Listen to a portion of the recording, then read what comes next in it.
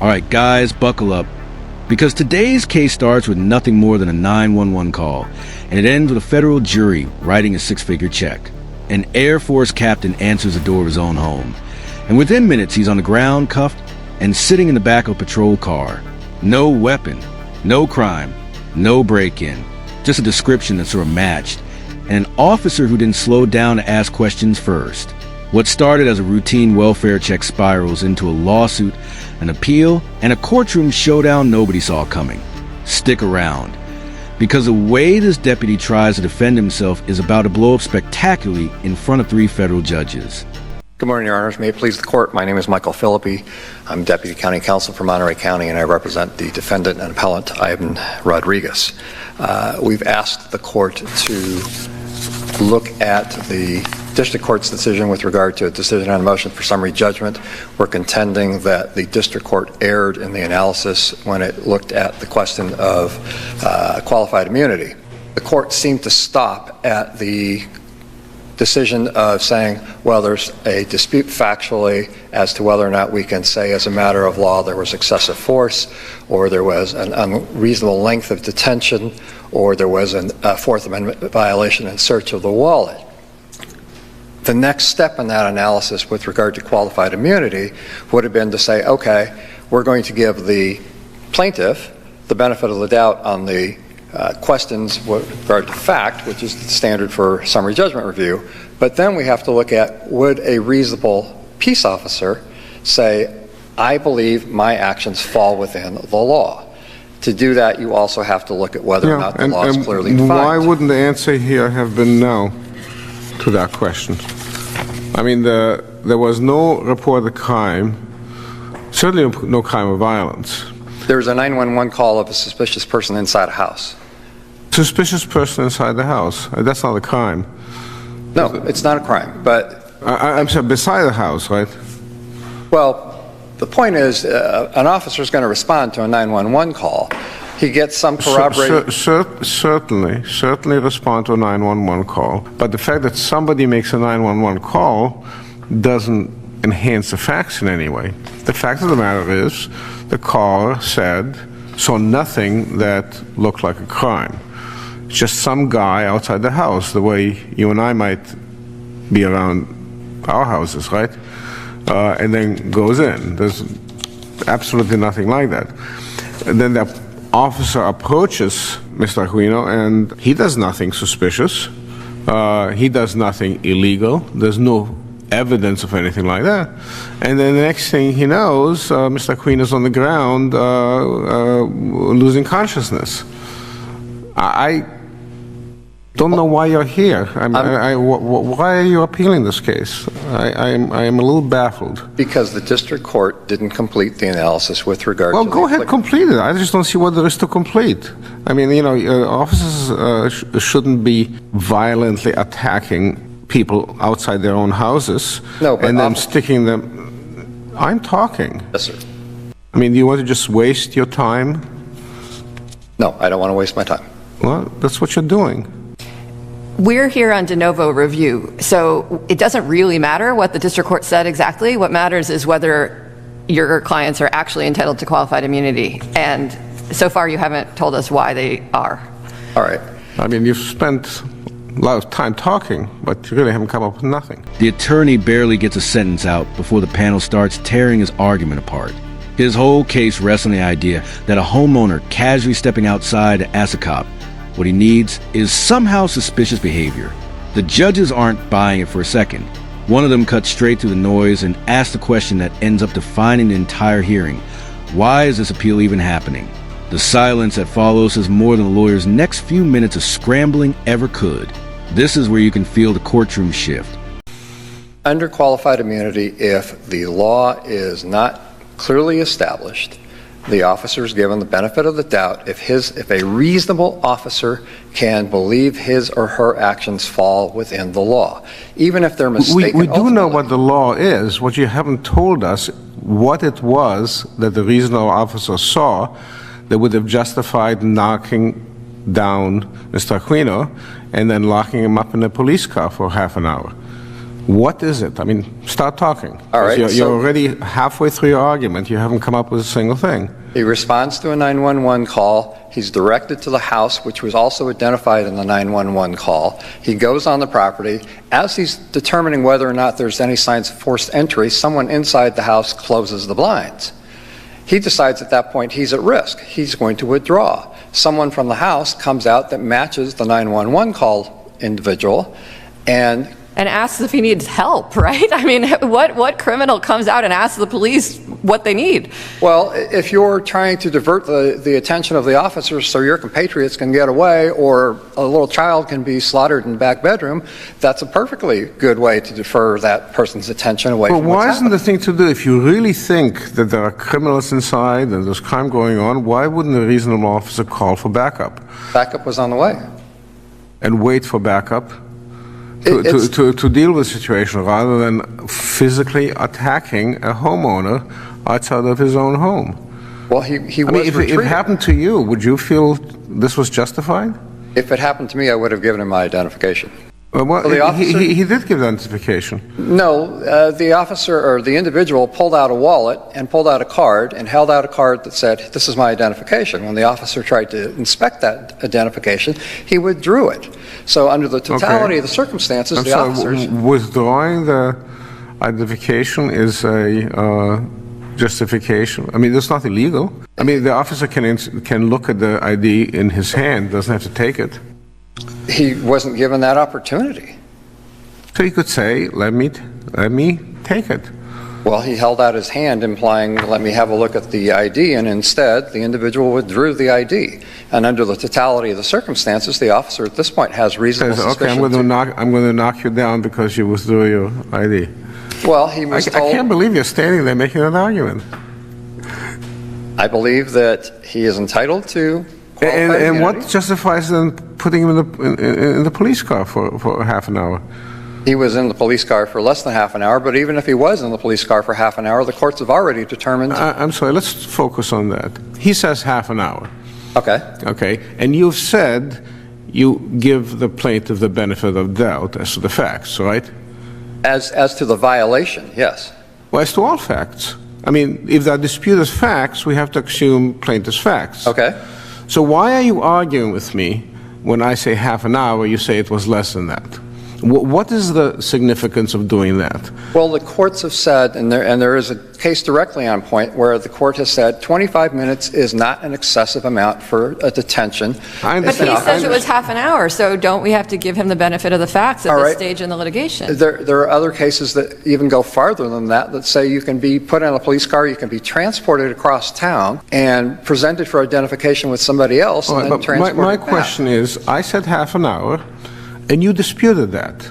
You must have had some reason for doing it, some justification. We have to accept, for purposes of this appeal, it's half an hour. Okay. Not okay. Yes or no? Yes. Okay, so why did you dispute this? Why when I said half an hour, did you think it was appropriate at this level, in this argument, to dispute the half an hour? My apologies. I'm asking you why you did it. Why did you do it? What is the significance of it? There is a CAD report which is generated by I'm sorry? A CAD report. It's a radio transmission. It logs the radio transmissions from the point of the 911 call to the point that the entire situation is cleared, and that shows that it was less than half an hour. It shows that it was So you want us to minutes. dispute? You want us to? No, that was my error, Your Honor, and I apologize. Now watch this, because the attorney makes a mistake that instantly costs him credibility with the entire panel. He tries to shave minutes off how long the plaintiff was locked in the back of that patrol car, forgetting he's not allowed to dispute the facts at this stage of the appeal. The judge doesn't let it slide. He pins him down with one direct question after another until the lawyer has no choice but to admit on the record that he was simply wrong. It's a small moment on paper, but it quietly wrecks the rest of his argument. No, that was my error, Your Honor, and I apologize. Counsel, I want to ask you about what the district court characterized on page 9 of the opinion, the extended physical seizure. And you didn't refer to it by name, but I know you know the case, the Gallagher's case. Yes. And the district court judge cited it several times in the opinion. And what I want to know is, do you think the district court judge didn't give proper weight to the Gallegos case or misapplied it in some way? I think the court didn't give it a proper weight. I think that in that situation you had an individual who, as I referred to, is stopped, transported across town for a lengthy period of time, is in handcuffs, was stopped at gunpoint, and was determined not to be the individual who was trying to break into the house, so was transported back to his vehicle, which took a substantially longer period of time, was a substantially more intrusive stop, and yet the court said that that's not a violation of the Fourth Amendment. And here we've got a situation where an officer responds to a 911 call. It's not his decision to make the stop. He responds to the 911 call. An individual that matches the description shows up out of the house. There's an exchange. He's told he's being detained, and then he resists the detention. At that point, it's no longer a detention. It's a resisting arrest situation. The officer then... I'm sorry, why was he being detained? I lost track of that. So that the officer could complete the investigation as to whether or not he was actually the renter of the home. I'm sorry, this is after he knocked him down? This was before they had the confrontation.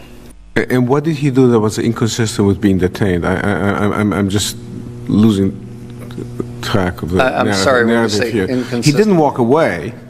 He didn't walk away. He didn't. I'm just wondering, what is it that justified putting him in the police car? I mean, he says you're detained, okay. Does he do something that's inconsistent with being detained? The officer wants to place him in handcuffs for his safety because his backup has not arrived at that point. The individual resists being handcuffed. And so at that point he says... That's a fact dispute too, isn't it? He says he just fell. He says he was dragged to the ground. So if you No, but I think he disputes that he resisted being handcuffed, doesn't he? I thought he did. He said he was complying, yes. Okay, so again, why are you doing this? Why are you arguing, after you concede, after you state that and you understand the legal framework, that we accept the plaintiff's facts, we have to accept the plaintiff's facts, why are you now arguing things on the other side that's inconsistent with that? Is that professionally appropriate? Is that being candid with the court? I believe that the analysis for qualified immunity still requires the court to make a finding that says the officer was not reasonably justified in believing his actions. But we have to fell accept the within facts law. on the ground as plaintiff alleges them. And plaintiff says, I complied. Why are you arguing he didn't comply? Why? How can you stand there as an officer of the court? And I'm sorry? I'm not saying he didn't comply. But you just did. You just said exactly that. You know, this is on tape. Okay. Okay, so you should go back and look at it, and I think you should have your supervisor look at this. You understand? I do. I'm directing you to, who's your supervisor? Susan Blitch. I couldn't hear you. Susan Blitch. Susan what? Blitch, B-L-I-T-C-H. Okay, you will ask her to watch this argument and see whether making the kind of argument you do is she thinks is appropriate. Okay. Okay? We'll hear from the other side. May it please the court? Is he always like that? My name is Nina Patani. I'm here for plaintiff appellee Nicholas Aquino. I'm very moved by some of what I heard today. This has been a bit frustrating. It is our position that appellant's appeal is frivolous and serves only to delay justice to plaintiff appellee. Are you seeking attorney's fees for the appeal? We are. My reasons for stating so is that jurisdiction is defective, as explained more fully in appellee's brief, for a variety of reasons, including that the district court found that there were disputed facts that required assessment by a jury, and it would be therefore premature to make the final decision on qualified immunity. I think the court also implied that if it accepted all of the facts in plaintiff's favor, it would not find this officer's conduct reasonable. I don't believe there's jurisdiction at this stage, and I don't think there's jurisdiction to assess the search of the wallet claim because I think that issue was waived. I'm having trouble understanding your jurisdictional argument. I mean, they're entitled to accept plaintiff's facts. I realize they don't do that, but they're entitled to accept plaintiff's facts and they still say there's qualified immunity. And we have jurisdiction to hear that. I don't understand how you can argue there's no jurisdiction. Well, I think that's a good point, Your Honor, and I think It's really more of a question. It's a question? Okay. Yeah, I mean, how can there not be jurisdiction? I mean, we can say they're wrong, and I think they are wrong myself, but the fact that they are wrong doesn't deprive us of jurisdiction. Well, I think in ACT UP v. Portland and in Johnson v. Bay Area Rapid Transit, 2 Ninth Circuit cases, and also in Johnson v. Jones, which is a U.S. Supreme Court from 1995, there is an indication that an interlocutory appeal on a denial of qualified immunity that was based on disputed facts in the categories of what the officer believed or perceived, and in the category of what actually transpired between the officer and suspect, that those types of fact determinations were so highly fact-specific and subject to credibility determinations and inferences that they were more appropriately decided by a jury. So your opposing counsel has made such arguments, and that muddles this up, but to the extent he's also arguing that assuming plaintiff's facts, there would be qualified immunity, which I think probably charitably read his briefs also argue, we have jurisdiction over that type of argument, don't we? Sure. I mean, I think it's probably a loser, but not a matter of jurisdiction. Okay. You're willing to take a victory any way you can, right? I think that the jurisdiction issue for us is more something that we thought contributed to our sentiment that this appeal was ill-advised. It was just one more reason it was ill-advised, because there are indications that jurisdiction is premature. I think Mr. Filippi is coming around to that view. Okay. And then the second reason we think the appeal is frivolous is that the law setting forth legal parameters for a Terry stop has been very well developed, well settled, and clearly established by this circuit in addition to other circuits. So can I ask you a question about that? So I really only have one question for you that I'd like you to help me with, which is this Gallegos case. I think you can distinguish your case from Gallegos such that maybe we could say there is a constitutional violation here when there wasn't in Gallegos, but I'm having trouble understanding why Gallegos doesn't create enough uncertainty in the law to have there be qualified immunity on the investigatory stop part of your case. You have a lot of other claims, but on the one part about whether the police could detain him for long enough to figure out if he was the right person or was a criminal, it seems like Gallegos was very broad in saying what police could do to investigate something and detain someone in the meantime. And I wonder if it creates enough uncertainty in the law that there would be qualified immunity on that claim. And I don't think it does, Your Honor. This is the moment the hearing completely falls apart for the defense. The judge keeps pressing on what actually justified putting this man in a police car, and the attorney starts contradicting the plaintiff's own sworn account without realizing it. The panel calls out immediately, on tape, in real time. Then comes a line nobody expects, a federal judge directly instructing the attorney to have his supervisor review the recording of his own performance. It's rare, it's brutal, and it's the kind of courtroom moment that ends careers of arguments before they even finish.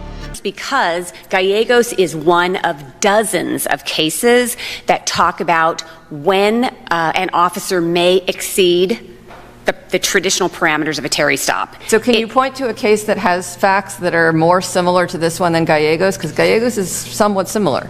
Actually, it's not similar. In Gallegos... Okay, can you point to another case than Gallegos that will help me see why you think they can't stop him like this? Why they can't stop him? Johnson v. Campbell would be the best. It's out of the Third Circuit. Okay, how about this court? This court would be U.S. versus Delviso, U.S. versus Ricardo D., Washington v. Lambert, U.S. v. Miles, United States. Can you tell me why you think they're more similar to the facts here than Gallegos? Yes, because in cases, all of the cases where intrusive means have not been allowed are more like this case. In other words, Delviso. Delviso involves a case where a car is pulled over and the suspects are ordered out at gunpoint. Delviso's ordered out at gunpoint, told to get on the ground, and cuffed. And had there been a tip, like a 911 call in Delviso? Delviso, the suspect had been under surveillance for drug trafficking. And in Delviso, the court found that those tactics constituted an arrest because they exceeded the bounds of Terry. So in Delviso, there was more than a tip. There was actual evidence of an actual specific crime. They had been surveilling Mr. Delviso because they thought he was part of a drug trafficking program. And when they pulled him over, they ordered him out of the car at gunpoint, I think told him to get on his knees or the ground and cuffed him. The court found that was a de facto arrest. That was not a Terry stop because there was no indication that Mr. Delviso was armed, had just there hadn't just been a violent crime. There wasn't information suggesting that he was about to commit a violent crime. There was no information that he was carrying a weapon.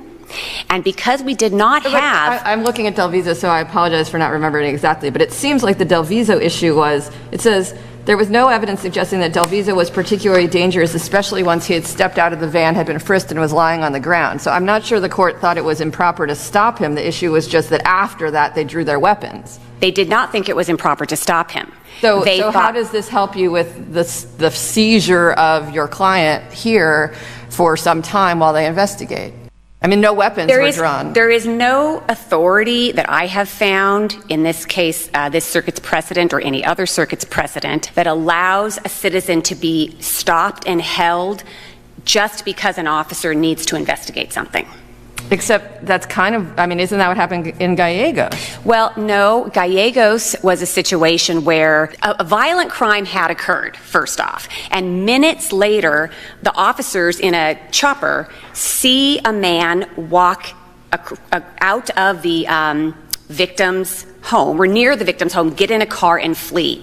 The man matches the description of the man who tried to break into the house. So the officers have reasonable suspicion to stop the person. There's been a report by a victim of an actual crime, a violent crime. Somebody's trying to break into my house. I have a restraining order against them. I fear for my life and limb. After that report, the officers who are overhead see a man matching the description flee in, I think, a pickup truck or a vehicle of some kind. He's not fleeing, right? It turns out he's not even the person. Not so he's fleeing. He's driving away. Right. But a crime has clearly been reported, and it's a crime that threatens life and limb. So the officers have reasonable suspicion that criminal activity is afoot. They think this man is part of it. So they stop him. And they stop him by ordering him out of the truck at gunpoint. He complained not that this wasn't a proper Terry stop.